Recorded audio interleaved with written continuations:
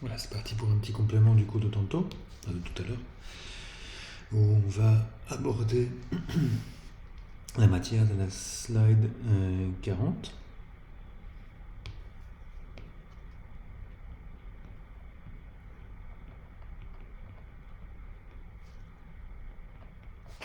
Donc pour rappel, si vous avez une mesure de probabilité P,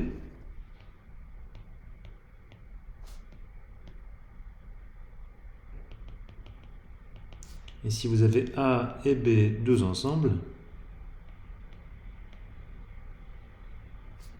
on définit la probabilité de A sachant B. Donc ça, en français, c'est la probabilité que l'événement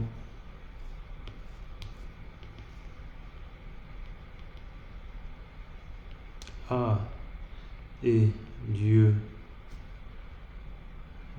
quand on sait que B a eu lieu. On définit ça comme... Est-ce que je peux gagner un petit peu de place? Check. Voilà.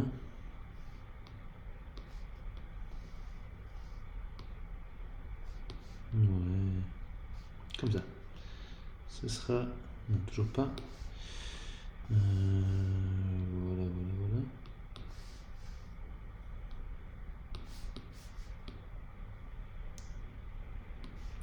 Voilà, merveille. Ça, on définit comme la probabilité d'avoir à la fois A et B, mais rééchelonné en termes de la probabilité de l'événement par rapport auquel on conditionne. Cette définition, vous devez la connaître par cœur, la chérir, l'aimer, vous réveiller avec, l'inscrire sur le mur de votre chambre et tout ça. Alors, peut-être une petite remarque avant de continuer. Bien entendu, ça n'a de sens que si la probabilité de B est non nulle. Sinon, on conditionne par un événement qui n'a aucune chance d'arriver, ce qui rend l'interprétation un peu bizarre. Ok, donc quoi? Et donc on a ce théorème qui est slide 40, qui dit quoi? Qui dit plein de choses. Il dit que la probabilité d'avoir A sachant B, cette probabilité-là, elle sera plus grande que P de A. Ça veut dire quoi? Ça veut dire que si vous savez que B a lieu, alors il y a plus de chances que A ait lieu que si vous ne savez pas cette information. Et ça, c'est équivalent à demander la probabilité que A et B aient lieu en même temps, soit plus grand que le produit. Et c'est équivalent à demander que la probabilité de A sachant B soit plus grande que la probabilité de A sachant B complémentaire. On peut également prouver le même résultat en remplaçant les plus grands par des plus petits.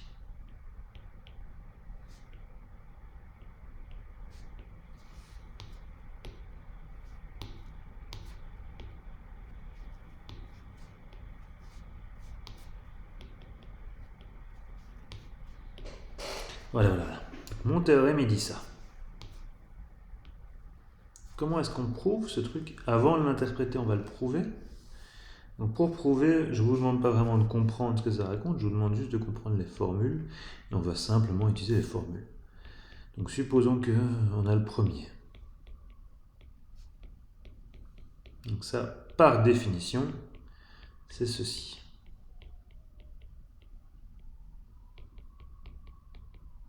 Oui, mais donc si on a cette ligne-ci, c'est-à-dire que P de A sachant B est plus grand que P de A, nécessairement on n'a que ça est plus grand que P de A, ici. Oui, mais ça c'est facile alors.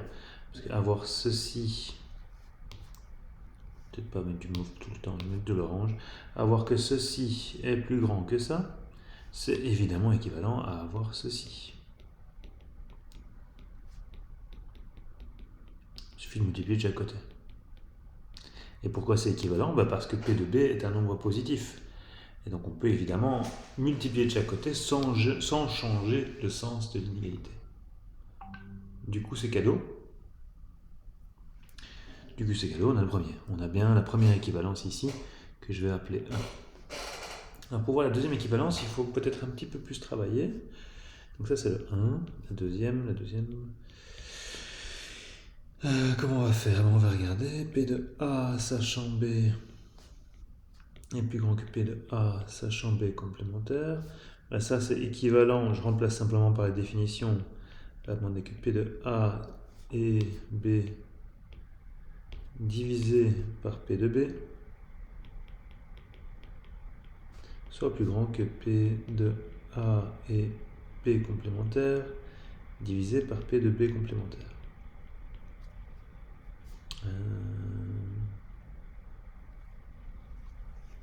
Évidemment, j'ai peut-être oublié de rajouter quelque chose ici. On demande que P de B et P de B complémentaire sont différents de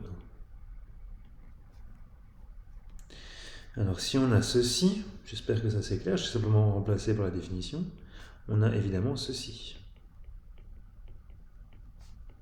À nouveau, on utilise le fait que ce sont des nombres positifs, et donc on peut multiplier de part et d'autre sans comme un cochon, sans changer le sens de l'inégalité. Voilà, je crois que je ne me suis pas trompé, on multiplie ce gars-là ici, ce gars-là ici, ça ne change pas le sens de l'inégalité. Je me retrouve avec ça. Le terme de gauche, je crois que je vais simplement le laisser. Donc je vais recopier ça. Duplicate. C'est de la triche, mais j'ai le droit. C'est ma tablette. Et celui-ci, je vais... Celui-ci, je vais un peu travailler. Donc, voilà, je vais juste essayer de gagner un petit peu de place. Comme ça. Voilà. Ça, évidemment, c'est égal à ceci.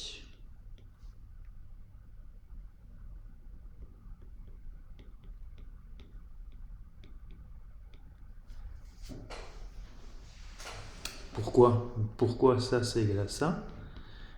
C'est quelque chose qu'on a vu aujourd'hui, qu'on a vu tantôt. C'est que la probabilité de A dont on retire B, je vais peut-être mettre ça en orange, ça c'est la probabilité de A dont on retire B, et on avait vu, je sais pas où, théorème de calcul, que ça valait effectivement ceci.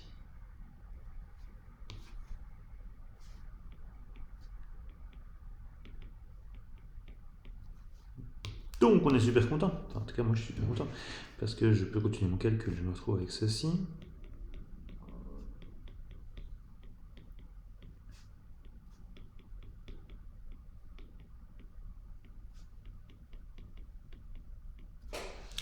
Ok, donc je commence à voir des choses qui apparaissent, je vais juste continuer un tout petit peu mon calcul. Le terme de droite, maintenant je vais le laisser identique, celui-là je ne le bouge pas. Voilà, il va aller ici. Et c'est le terme de gauche que je vais aller, celui-ci, je vais aller le réécrire sous cette forme-là.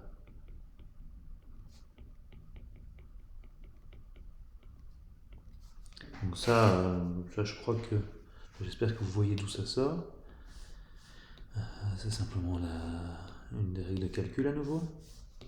Donc, là. Tout beau. Donc ceci, ça me donne quoi? Celui-ci, j'applique de nouveau une règle de calcul de la page 32 pour obtenir que ceci est égal à ça.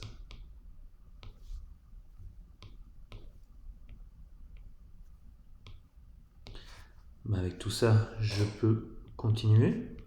C'est un peu long, donc si vous écoutez ceci, vous êtes peut-être en train de vous dire, mais qu'est-ce que c'est long son truc? C'est long, mais c'est pas compliqué. C'est long, c'est juste ennuyeux. Je suis juste en train de dérouler les formules. Je le fais peut-être pas de la manière la plus intelligente qui soit d'ailleurs. et je regarde où ces formules me mènent. Donc je fais confiance au formalisme. Ah, mais je vois les choses chouettes là maintenant. Parce que qu'est-ce que j'ai à gauche et à droite? Bah, j'ai ce terme-là, qui est pareil. Donc je peux les éliminer. Et donc je me retrouve avec la deuxième affirmation.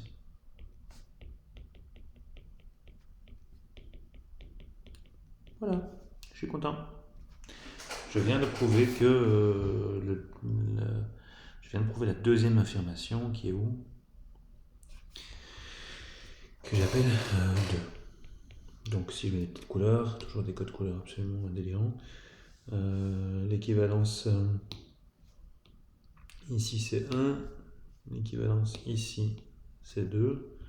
Bah, l'équivalence 1, on vient de la faire là, et l'équivalence 2, bah, elle demande un petit peu plus de travail.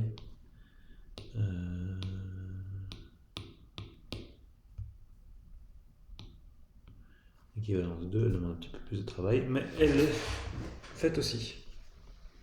Ok, youpi, la vie est belle. Ça me dit quoi ça? Bah, ça me dit qu'il y a des choses qui se passent. Il y a des choses qui se passent. Parce que, donc, en termes d'interprétation, savoir que P de A sachant B est plus grand que P de A, ça me renseigne sur le fait que A a plus de chances d'arriver quand B a eu lieu qu'en général.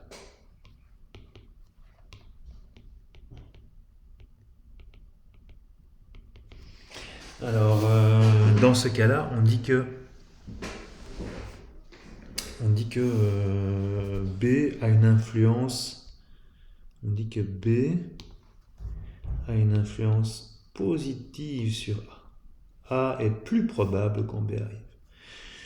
On va peut-être faire un petit exemple. Exemple. On lance un dé. Quelle est la probabilité que le résultat soit 2?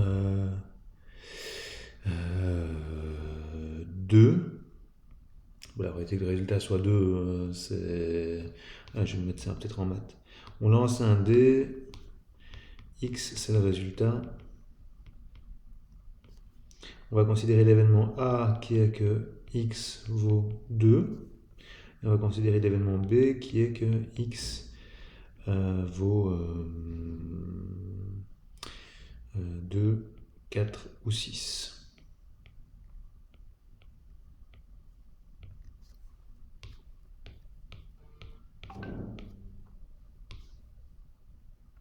Voilà. Bah alors clairement, la probabilité de A sachant B, c'est quoi? Bah, c'est la probabilité d'avoir A et B. Donc intuitivement, si vous savez que le dé rend 2, 4 ou 6, bah, vous avez plus de chances d'avoir 2 que si vous savez rien du tout sur le résultat du dé. Mathématiquement parlant, bah, ça c'est ça. La probabilité d'avoir A et B, c'est simplement la probabilité d'avoir A, vu que A est inclus à B. Et la probabilité d'avoir B, c'est la probabilité d'avoir B. La probabilité d'avoir A, bah, c'est une chance sur 6. Et la probabilité d'avoir B, c'est 3 chances sur 6. Et donc ça fait un tiers. La probabilité d'avoir A tout court, c'est une chance sur 6, on a déjà calculé. Du coup, on sait que B est positivement pertinent pour A.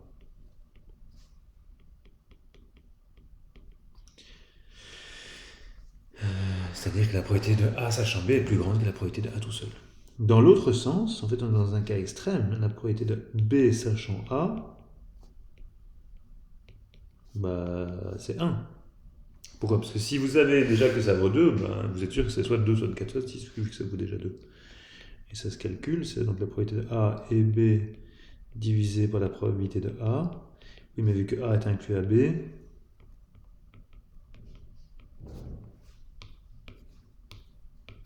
ça fait simplement la probabilité de A divisé par la probabilité de A. Et ça, youpi, ça fait 1. Qui est évidemment plus grand que la probabilité d'avoir B tout seul. La probabilité d'avoir B, c'est 3, c'est une chance sur 2.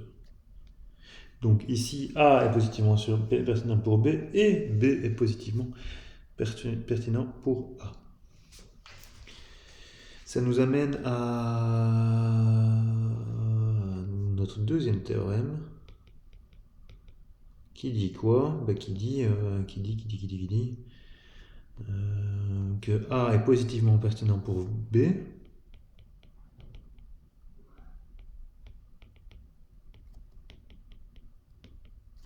si et seulement si B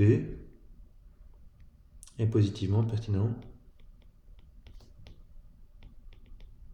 pour A. Ok. Donc, comment est-ce qu'on prouve un truc pareil? Bon, on y va à la confiance, on regarde les formules.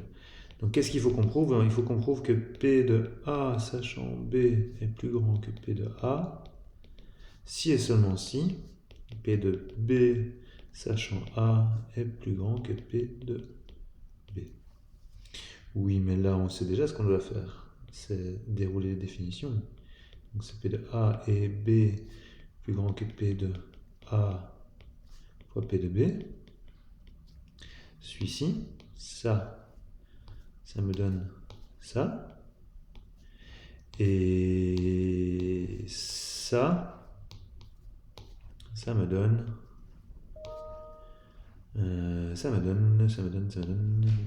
ceci.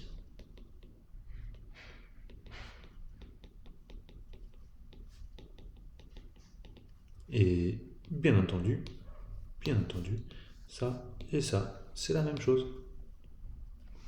Donc, si des événements s'influencent positivement, ils s'influencent positivement qu'on conditionne par rapport à l'un ou par rapport à l'autre.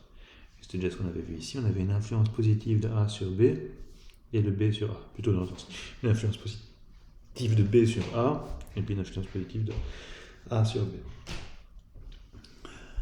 Voilà.